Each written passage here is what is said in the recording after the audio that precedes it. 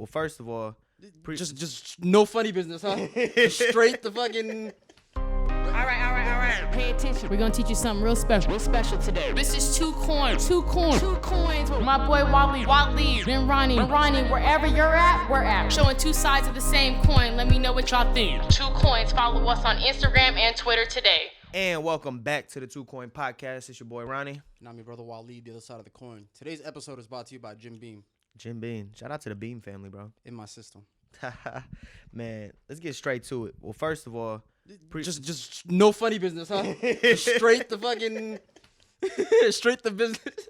Nah, I did want to say one thing, bro, because I know it's been a minute since we actually dropped an episode. And for those of y'all that follow us and are wondering, like, we're just trying to get some back-end logistical stuff, like, handled, figured out. You know what I mean? Yeah. Trying to, like, finalize certain shit so that we don't got to keep coming with y'all with a new frame every week or a new logo every week. You know what I mean? So it takes a lot of work behind the scenes to put this together, but we love doing it. Hey, so. man. Facts, bro. You only got 2 brains fucking on some shit. Yeah. You know, that's all. You gotta move. Yeah. Anyway, so NBA trade season, bro. So what's the date today? Fuck, my watch is out of balance. Today is February 10th. February 10th. So today is the actual trade deadline. Yep. Day, right? So 3 p.m. Eastern time today afternoon. And for those of you that don't know what we're talking about, this is for the NBA, National Basketball Association. They have every season they have a deadline to where teams can make trades and acquire players from other teams. So today's the deadline, and usually on the day of the deadline is when, you know, most of the blockbuster trades and big headline names, you know, start appearing all over the place. So it's definitely an occasion for people like us. Nah, definitely, bro. And it's you know what? It's crazy because it's like the amount of stuff that happened with this trade deadline, right? It started off wild, like, you know what I mean? For those of y'all that don't know, you haven't put the fucking pieces together yet. I'm a Cavs fan, so like the entire trade market opened up with us getting Karis LeVert, which that was a good pickup. Fat bro, and which initially, I mean, shit, your ass didn't hear the end of it from me. I'm over here like championship. And I thought that was the best trade that was gonna happen. I didn't know if you know what I mean, Ben Simmons and Harden were gonna get traded at that point. You know what I mean? We'll get into all that. That's what I was gonna say. We're gonna build up, like by intensity the block. But just the way that first happened, right? It was like, oh shit, this is a wild ass trade. Like, this is crazy. Mm-hmm.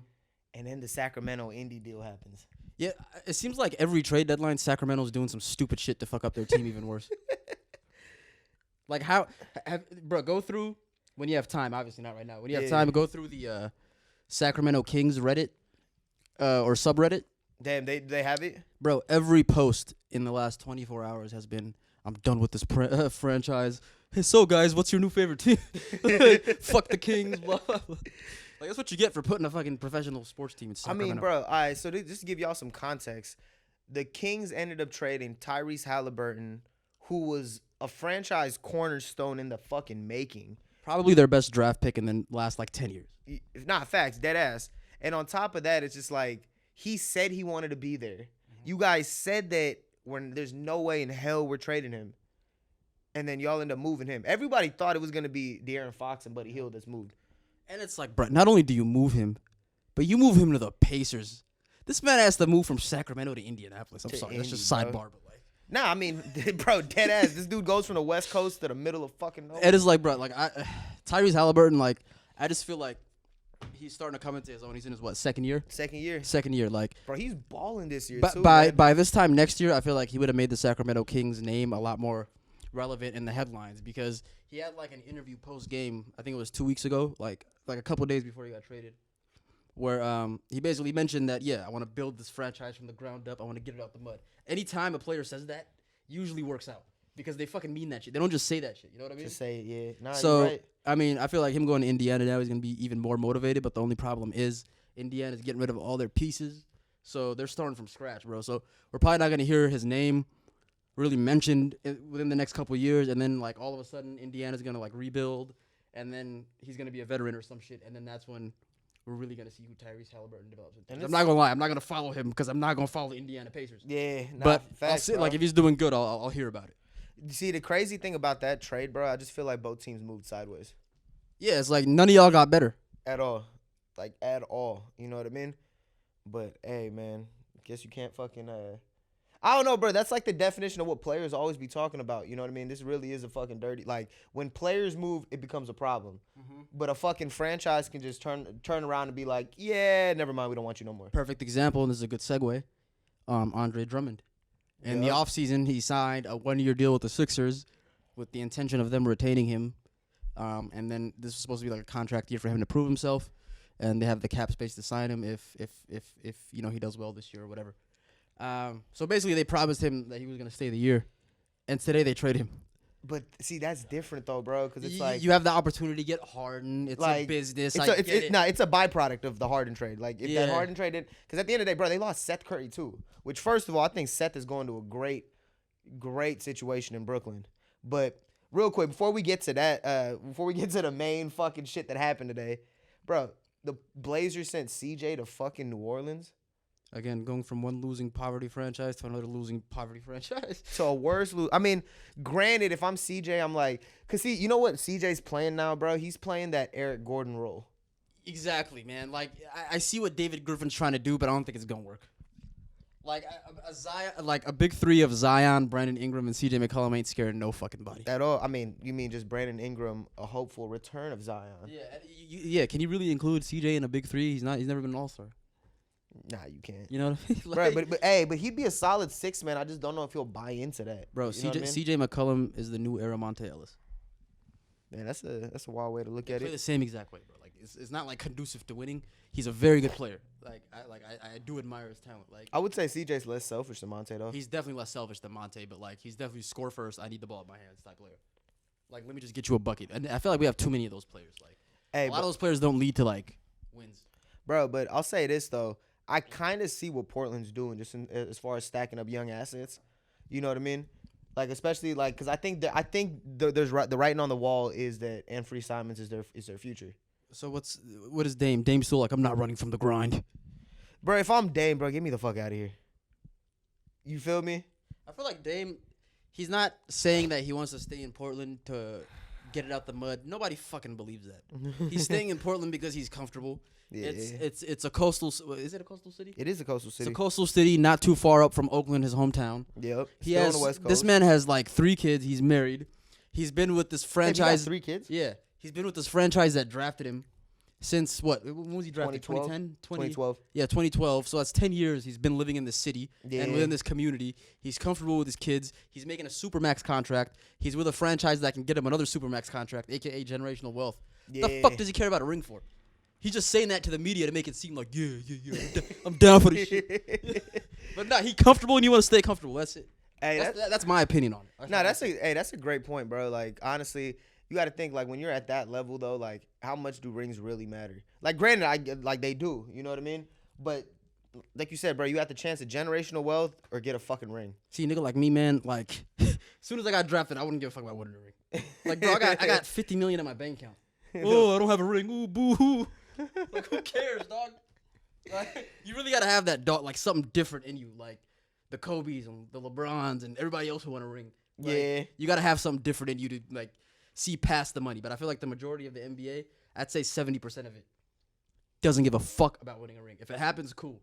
But I'm not. But they're not out seeking it. They just want to have a solid career, make some good money, and pass the money down to their kids.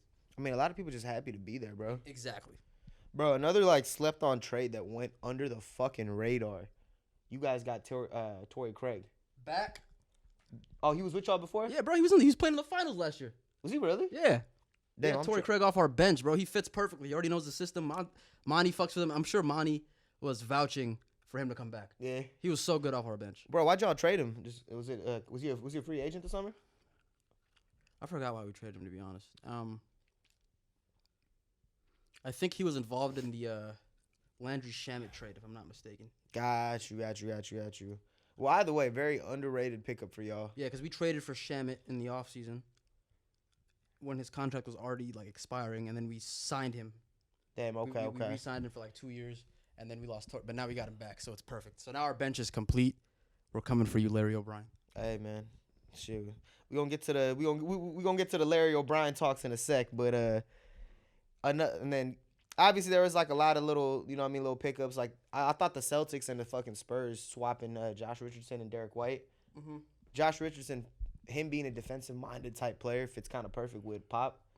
And Derek White gives the fucking Spurs like another, not the Spurs, the Celtics. Another playmaker slash guy that can get it on his own. I forgot Josh Richardson was on the Celtics. I did too until I seen this trade. I don't know why, bro. Seeing Josh Richardson in green it's kind of like seeing Harden in green. There's certain players in green just doesn't make sense. Yeah, like or remember that one summer before they got Gordon Hayward, the Celtics were trying to get Harden. Yeah, like, I can't see him in that color. I can see him in white, but I can't. I'm not gonna lie, even Dennis Schroeder, I'm like, it's still kind of weird seeing him. It is, bro. It is. I mean, yeah, bro. Like it really Especially is. because he was with the Lakers last year. But see, here's the thing: Rondo didn't look weird in the Laker uniform. In the Celtic uniform. He was Celtics. He was Lakers. He went to the fucking. I feel like there's like cognitive bias when it's like the team that drafted him. You know what I mean? Like, Yeah. He wasn't traded there. Yeah, nah, true that. Yeah. But yeah, man. And then obviously there was like a bunch of little trades that happened. That's in my mind it's meaningless because as long as you're the top 4 in each conference, not even top 4, to keep it a buck with you, there's only 3 teams out of the fucking East that's really gonna make it. Only 2 teams out the fucking West that's actually gonna make it. But that brings us to our fucking trade that just happened today. Ben Simmons for fucking Harden.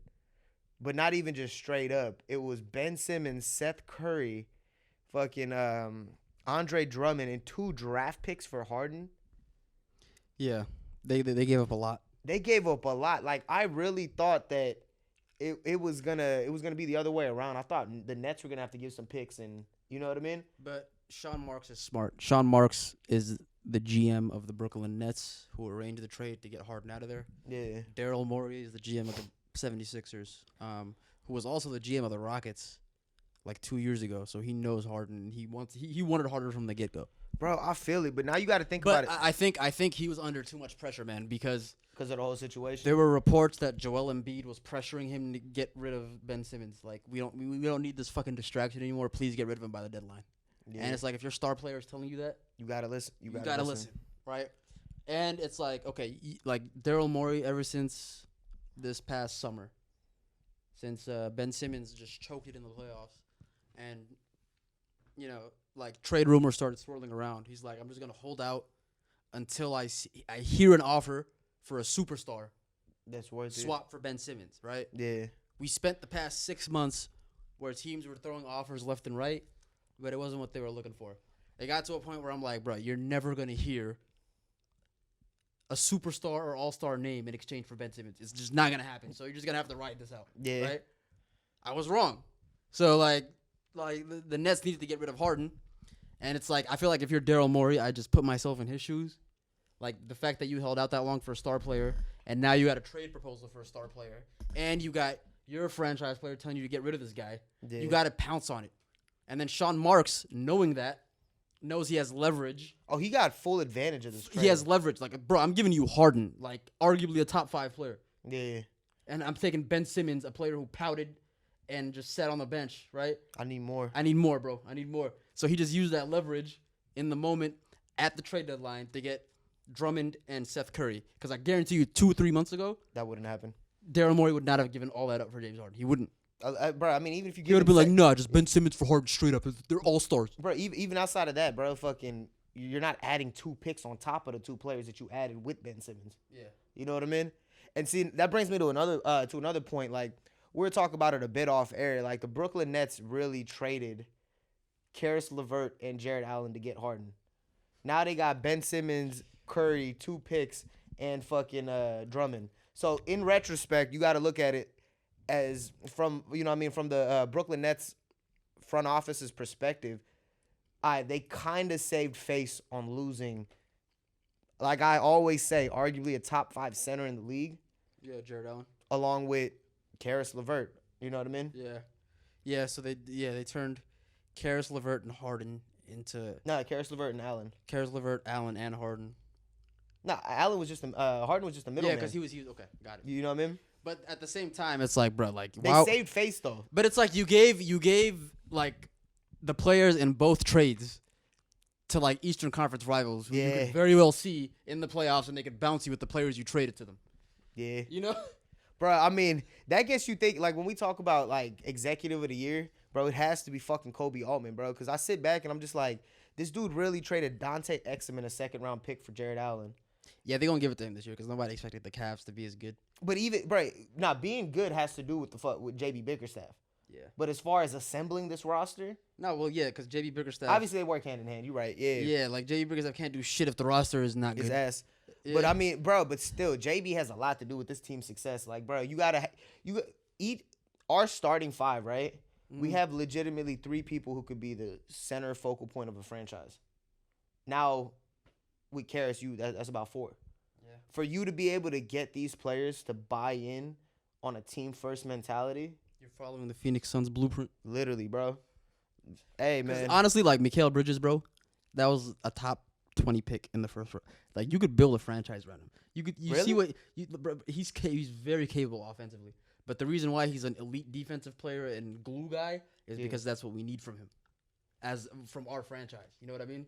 But on draft night 2018, if the trade between like the Sixers and Suns never happened, or it's like if he ended up with a poverty franchise, he would have been asked to do something different and we would have seen a different player.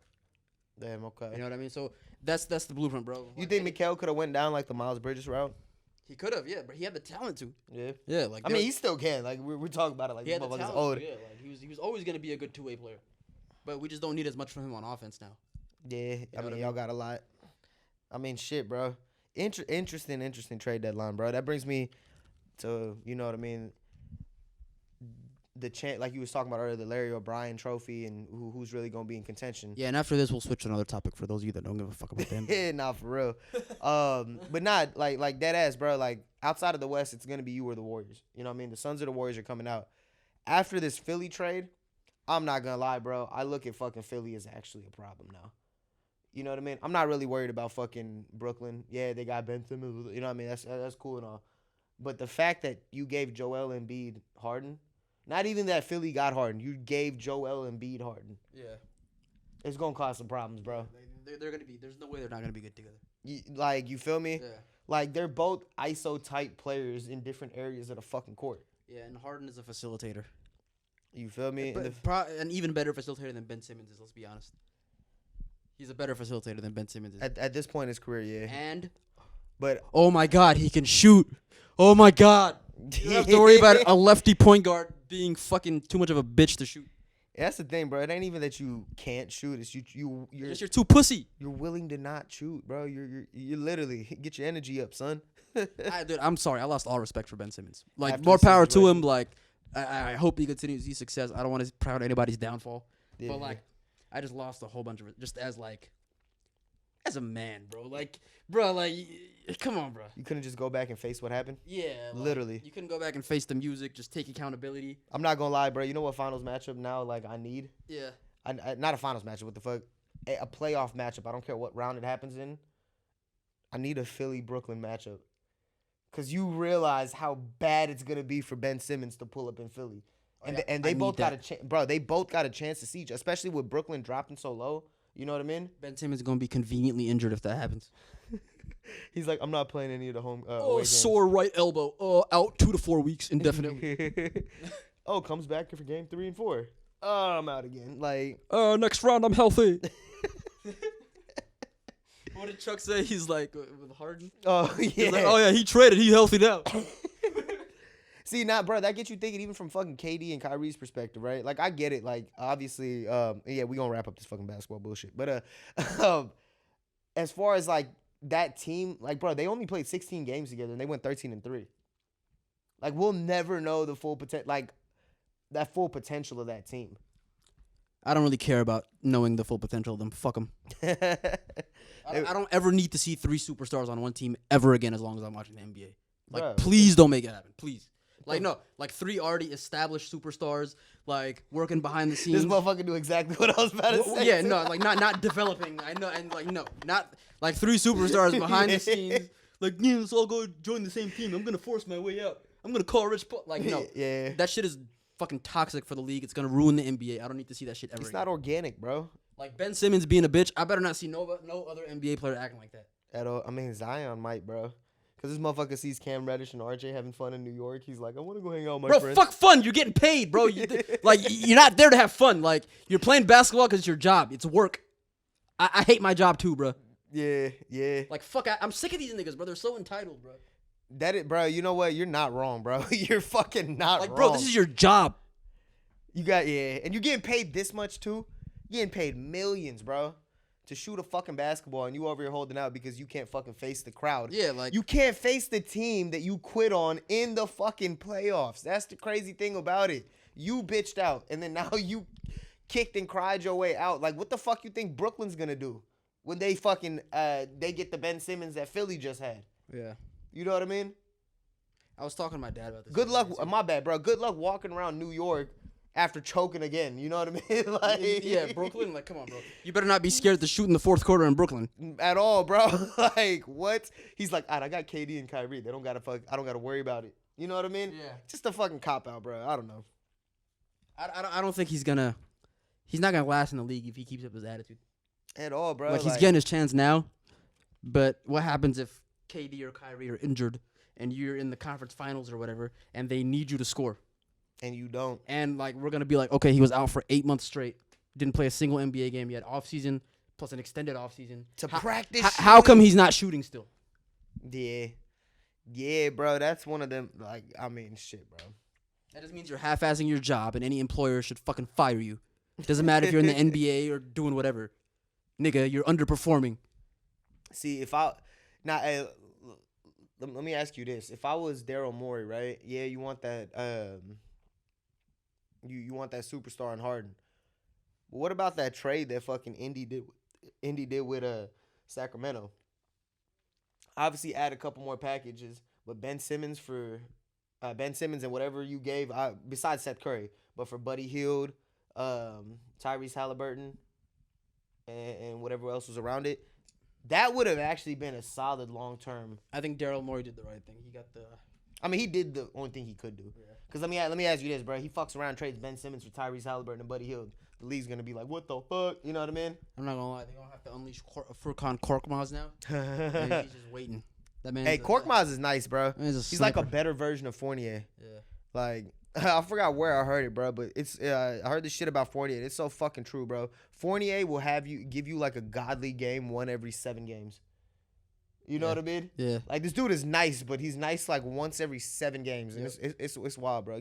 He's lazy. I mean, shit, bro. It's that New York. I don't know what it is. It's that Knicks vibe, bro. That Knicks got him fucked up. Yeah.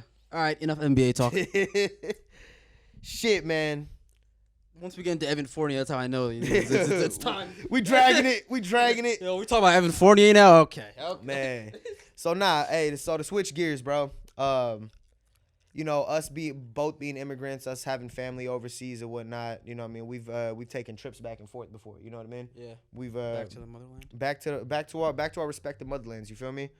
But what are the main differences between when you was visiting home as a kid versus now? You know what? I thought of this topic, but like I didn't even think about how I was gonna answer it. So I'm like forced to say something on the fly. Organic. Yeah. Or hey, good job. Numbers. Nah, but I think I would answer that by saying the biggest difference in what I've learned, like going back home when I was younger versus like as I've gotten older, is as like I've gotten older, I've noticed or I've started to realize why my parents did that for me, like why they set up trips for me to go every year when I was a kid. And you know, going back home and like living amongst extreme poverty for like a month or two, and then coming back and be like, oh, my bed is so comfortable, man, and shit like that. You know what I mean? It gives you a different worldview.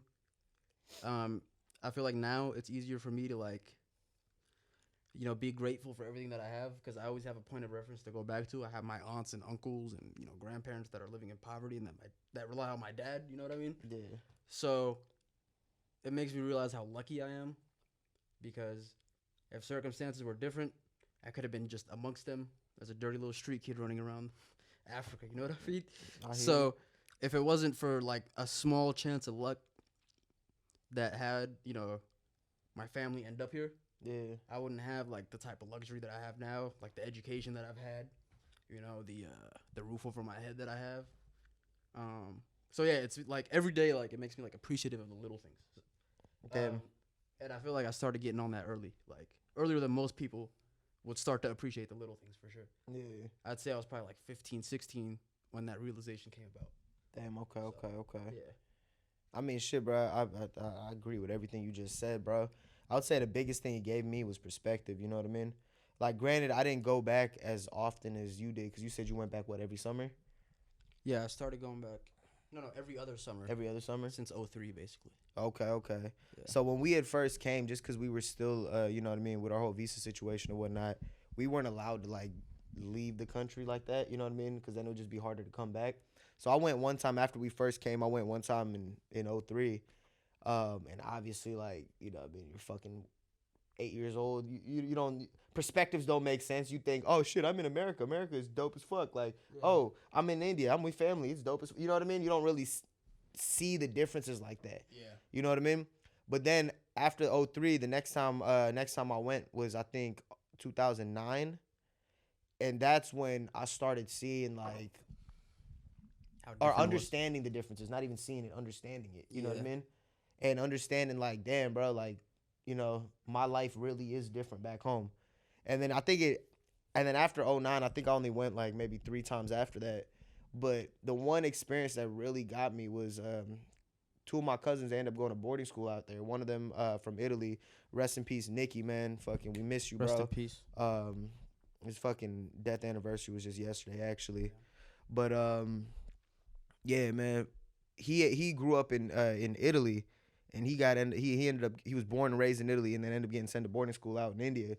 So seeing him and talking to him about the lifestyle out there and how much he missed being, you know what I mean? At the end of the day, it's like Italy ain't, like, you know what I mean? His life in Italy wasn't the greatest. People think about Italy and they're like, oh, you must be rich. Like, nah, bro. Yeah. The dude was, regardless the type of life that he had there, bro, he used to tell me all the time, man, like, he missed that, you know what I mean? Mm-hmm. Like, it's different when you're born somewhere, you grow up. Like, this dude was like a Mac out there, you know what I mean? Yeah. So it's like, culturally, the differences, there's such a huge difference between the two places. Yeah. So seeing that, like, I guess you could say to an extent, like, I looked at him as what would happen if I just got raised in India, you know what I mean? Yeah. Obviously, I could have ended up like any one of my 20 cousins, you feel me? Yeah. But exactly, like, I just look at my cousins, because I have a cousin that me and him are like this, bro. Every time I'm out there, like, that's my chaperone. That's who I follow around everywhere. Like, me and him are a month apart, bro. So he's born in November. He's the same age as me. I feel that, bro. That's just like my cousin Jerry, man. Shout out to Jerry. Yeah. 1 month apart, so it's different. And it's like me and him is like, bro, like, we have so many similarities. Because, like, his mom and my dad are like 2 years apart. They're direct siblings. Okay. And, yeah, man, I just look at him and I'm like, bro, I could have been him if you know, we didn't get lucky and get our visas to come here. So yeah, that's the biggest thing that a lot of people don't get, bro. Like, being a first generation, it's the amount of luck that it takes. Obviously, there's different degrees, like, you know what I mean? Like, your situation was a lot different than my situation, you feel me? But at the end of the day, it's still an element of luck that resulted in both of our families even being out here. Yeah, like, and people don't get that, you know what I mean? We never planned on coming here. It was just shit, we got, because it was like the lottery visa. Okay. They just like from a random pool of immigrants who's gonna come based on. Damn, that's different. Yeah, so it's like there was really like a small chance of us getting here. Real quick, I mean, shit, bro. Explain that to the viewers, like, you know what I mean. A lot of people don't know about this process like that. Like, I don't know the full details of it. I'm just gonna keep it honest. So I'm just gonna share what I know. What I do know is that, like, you got a pool of applicants, because every year there's a bunch of people from all over the world trying to get to America and better their life, right? So you have like a pool of applicants from, I guess they divide it by section, like the Middle East and Asia and like Europe and like Africa, like, you know what I mean? Yeah. So you got a pool of applicants from each region that apply for visas or, you know, basically the right to come here and work as American citizens. Are there certain criteria that you got to meet? I mean, that you know of in order to be considered as an applicant? They say no. They say it's a lottery, so it's like a random selection. But I think they have a criteria. Okay. So, I mean, I don't know what the criteria is, but, you know, like, at the time, it was like, when my dad signed up, it was like a year before I was born. It was after I was born. It was like 96, a year before my sister was born. Okay. He signed up, and it wasn't even something he was out seeking. One of his friends / cousins, like, talked him into it. And he said, all right, fuck it. Let me just put my name. That's crazy. Everybody else didn't get it, and he got it. It's like, oh, shit. Bro, that's wild. Do I really want to go? If he never had that conversation with his cousin. Exactly. It's like, do I really want to go? It's like, so he ended up just saying, fuck it, coming. Yeah. Set up shop, figured it out. Like my dad was a linguistics major, so he already like was versed in English. Okay. Like, you didn't have to learn it from scratch type shit. So he just said, you know what? Hey, let's just do it and see what happens. Can't be any worse than here. Hey, did he get that major in Sudan, or did he go over outside of the country? Nah, he got it at the University of Khartoum. Khartoum was the capital of Sudan. Okay. So, yeah, that's where he got it. Damn, that's crazy, bro. The amount of layers of luck just within that story, you know what I mean? Yeah, bro. You got to get you got your uncle who even talked to him about thinking about it. Then he had to think about it and ponder. It wasn't even something on his radar. Yeah. So shout out to Unc, man. Nah, facts, bro. I mean, bro, like us coming out here completely different than you, bro. Like my mom actually, she had gotten like a 6-month job offer out here, and then came out here. You know what I mean? I want to say this is like '99, maybe. And then after those 6 months, we went back to India, and then a couple months later, they just randomly called her, and they're like, "Yeah, like we'll bring you on full time if you want to move your family out here." Yeah. You know what I mean? And it's like, whoa. It's like, bro, what the fuck? Because you got to think too, like especially from a place like India. Yep. The second most populated place in the world. The amount of that's why you see so many Indians in Europe, bro. Mm-hmm. Especially like England, because it's like those. Obviously, granted, like England's university. Oxford University. Yeah, Oxford, but like all their universities out there have a lot richer history of bringing in foreign people. Oh yeah, obviously, like America, whatnot. Mm-hmm. So it's like with Indians, like everybody's dream is to make it to fucking America. But then it's, you know what I mean? They end up dispersing to different places because, like, all right, if I don't get my first option, I'm not just about to still stay in India. You know what I mean? Mm-hmm. But, again, that's not to say there's some, like, you know what I mean? My country is fucking, over the years, has actually been developing and fucking turning into a, you know what I mean, changing face. And it's beautiful to fucking see. But going back to what I was saying, it's just, there's so, like, within Indians trying to come to America, there's so many applicants in such little, like, spaces. You know what I mean? Yeah. There's so many people trying to get their hand in this American pie. So, just in that terms, too, bro, the amount of luck that took for that. But it's crazy, both of us being out here from two very different ways of coming here. Mm-hmm. And it just goes to show, bro, like, you never know. You know what I mean? The amount of luck that it really takes for situations to work out, which kind of raises the bar and the reason for why you got to succeed out here. Yeah, bro, because, yeah, that's the thing. That was my biggest motivation. It's like, bro, like. Fuck, I look like fucking this up. And, like, we're, like, out of my entire family. So, like, my whole family back home is close. Every time I go back home, not only do I see my grandma, who's, like, my last living grandparent, I see, like, my aunts, my uncles. They all have hella kids.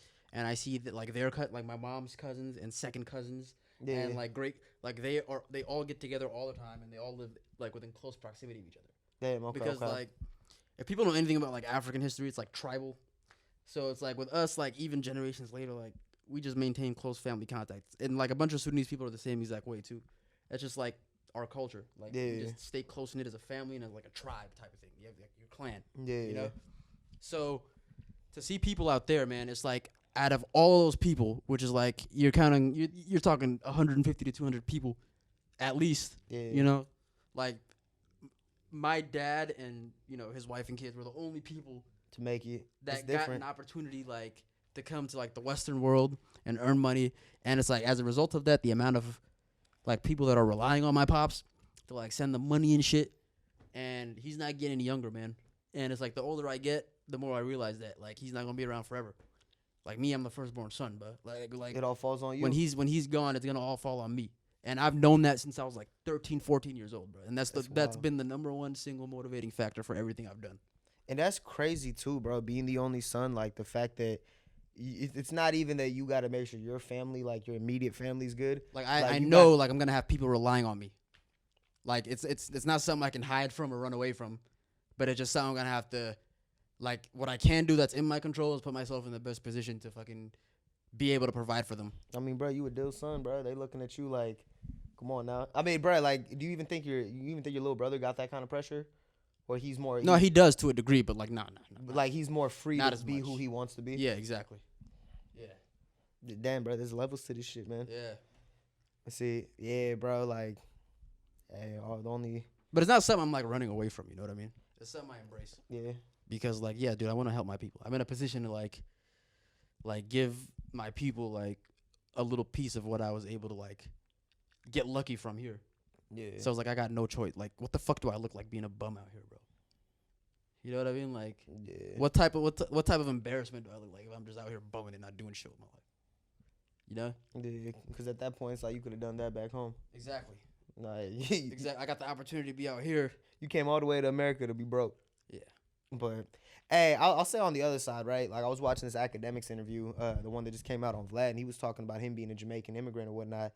And it's crazy because one of the things he had said, it really struck with me because he was talking about how back in Jamaica, right, they, you know what I mean, they weren't rich by any means, but they had land. Mm-hmm. They lived in a house, him, all his brothers and sisters, you know what I mean? I think it was like 3 of them. They each had their own room. Mm-hmm. Their mom had a room. Their dad, you know what I mean? Like, it was a big spot. They would eat off the land, hunt their food, all that stuff, right? He's like, bro, like, we hear my mom is my mom goes to America and she's bringing us out there. So when him and his brother are on the flight, they're like, damn, bro, like, we're going to America, this, that. They end up in fucking New York and they're like, yo, what the fuck is this? Yeah. Bro, we left a 5-bedroom house on fucking acres of land to come live in a fucking 2-bedroom apartment complex. Yeah, in the middle of fucking, like, you know Queens. I mean? Like, you feel me? And he's thinking like, damn, bro, this is the American dream? Yeah, no, like New York, bro, we landed in New York when we first came to America. Yeah. Like, first thing my dad thought, I was like, fuck this. like what type of dream is it? But it's like, yeah, you gotta have the resilience to work your way up from that. You know what I mean? And get the opportunity. Yep. It's like, bro, okay, I'm here for a reason. Let me just not make my first impression my end all be all. But nah, hey, so I brought all that up to say, like, it's wild. Like, people don't understand how much you could have outside of America. Exactly. Especially if you go with having American money, bro. You could talk about generational wealth would be like a 6-figure income here. I'll give you the perfect example, bro. Like, I have a cousin. So, like, I said, like, out of my entire family, like, my dad was the only one to come to the Western world. Yeah. That doesn't mean I don't have, like, family members in, like, because Sudan is in, like really close proximity to, like, the Gulf countries, like Saudi Arabia and, like, Dubai. Yeah. So I have a bunch of family that, like, leave Sudan and go there because it's easier to get there. So they go there for, like, job opportunities. So, like, I have a cousin that lives in Dubai, and she has a husband and, like, 5 kids. And I used to, like, go out there, like, every year and visit them on my way to Sudan. You know what I mean? Yeah. And they would always talk to me about, like, man, we want to come to America. And I would see them. I'm like, they're living pretty comfortable here. Like, I mean, in Dubai. Yeah. Like, definitely, like, they're living a lot better than we are here. Yeah. You know what I mean? So I'm just like, for what? Why do y'all want to come to America? Like, you're already comfortable over there. You've already met your goal of, you know, leaving Sudan. Yeah. Right? And setting up a friendly life. And you're already used to it. Like, I'm trying to tell them, bro, there's no fucking need to come out here. Like, there's none. Like, what you think you're going to get from coming out here, you're really not going to get it. Because then at that America point, is on the decline. I'm sorry. I love this country, but it's on the decline, bro. Because, bro, you got to also think, like, not only are you coming here, like, thinking you're getting this better life and whatnot, and when in most situations, like, it is a better life. But, like you said, if it's somebody that's already established elsewhere, it's like, do you really want to pick up and, like, learn a whole new culture? Yeah, and it's like, not only that, but you're not just coming to America as an immigrant. You're coming to America as a black person. You know what I mean? So, like, that, like, off rip, that makes it harder for you. Yeah. You know? So, I'm just, like, with things like that, man, going back to the original point, people don't realize you can build a great life, or the American dream is possible outside of America. It is. It is. I mean, shit, bro, all the American dream is, like, being comfortable and setting your family up for success in the future. Yeah. You know what I mean? Just wealth and just minding your business. That's the American dream. Yeah. You know what I mean? You don't need that white picket fence. Get you a brown picket fence. Yeah, literally. You know what I mean? But, yeah, man. When, what's it called? When do you plan on going back the next? I know you were supposed to go recently. I was supposed to go, like, 2 weeks ago. Yeah, you're supposed to be in Sudan right now. But there's, like, political turmoil right now. For those of you that don't know, like, 2 years ago, we ousted. On that back. All right. 2 years ago, we ousted a dictator that was in power for 30 years. In the 2 years since then, there's been a transitional government, and there's been a bunch of infighting between the military and the transitional government. The military had people that were, like, corrupt, that were in cahoots with the old dictatorship regime. Yeah. And the transitional civilian government was trying to get those people out. Long story short. Short story long. The military now strong-armed the civilians the fuck out of there. And so they got full control of the government now. And there's people in the streets protesting every single day for the past 2 months. You won't hear shit about it on, like, the national news media or anywhere else for that matter. But it's been going on for the past 2 months. The whole country's been protesting. So, like, major roads, bridges, highways, all that shit is, shut down. Yeah. It's a bitch to move around. Like, any airline you want to, like, fly in. Like, there's still flights in and out of Sudan. Yeah. But, like, the COVID rules are more stringent because of the political turmoil. Got you. And in order to get, like, a COVID test out there, it ain't just as easy as getting it out here, bro. You can't just go to a CVS and get an at-home test. Yeah. You got to fucking, like, take out an entire day to go get a COVID test. You know what I mean? You probably got to chalk out hella money, too, especially they know you American. Exactly. You gonna get taxed for that COVID test. With Omarion breakdancing around the world, infecting everybody. And with the political crisis, I just figured right now wouldn't be the best time, so I'm just, like, waiting on shit to kind of calm down before I go back. But I do want to go see my grandma. That's the only reason why I want to go. Yeah. Yeah. Nah, how old is she right now? She's in her late 80s, bro. She's my last surviving grandparent. Like, my mom, both her parents are deceased.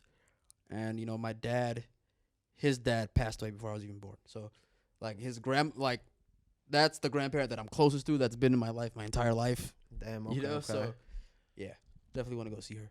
Nah, I feel that, bro. I mean, shit, man, like, I need to go back soon, bro. Like, I'm not gonna lie. I think the last time I went back was, 2012? Not 2012, what the fuck? 2014? You know what I mean? So that's, like, 6-7 years? Like, yeah, obviously, like, I seen a lot of my family, early 2020 when we went for the funeral or whatnot, but that wasn't even in India. I just feel like I need to go back just to get that sense of grounding again. You know what I mean? Yeah.